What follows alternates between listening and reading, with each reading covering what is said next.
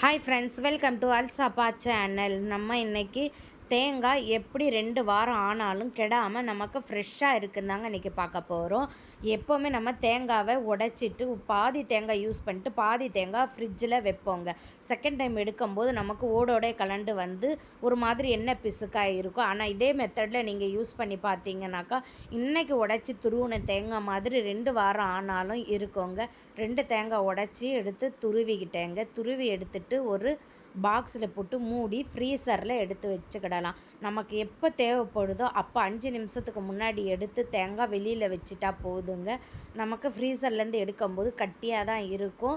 5 நிமிஷம் கழிஞ்ச பிறகு நம்ம இப்போ தேங்காய் உடச்சி துருவின மாதிரி உதிரியாக ஃப்ரெஷ்ஷாக இருக்குங்க. 2 வாரம் ஆனாலும் நமக்கு இதே மாதிரி தான் தேங்காய் இருக்கும். நான் இப்படி தான் யூஸ் பண்ணுறேன்.